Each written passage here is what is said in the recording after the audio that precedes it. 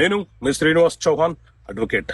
మిత్రులారా, ఒక కేసులోని విషయం ఏంటి అనంటే, ఒక మహిళ యొక్క భర్త తప్పిపోయినాడు.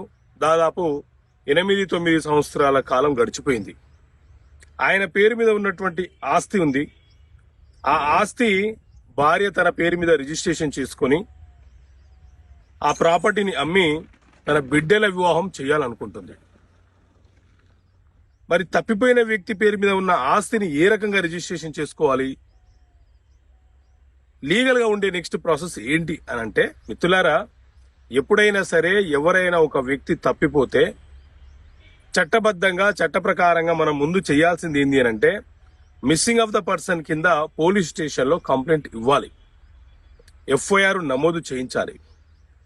ఎఫ్ఐఆర్ నమోదు చేసిన రోజు నుంచి 7 సంవత్సరాల కాలం లోపు తప్పిపోయిన వ్యక్తి కనుక తిరిగి రాకపోతే చట్టబద్ధంగా అతను చనిపోయినట్లుగానే భావించబడుతుంది.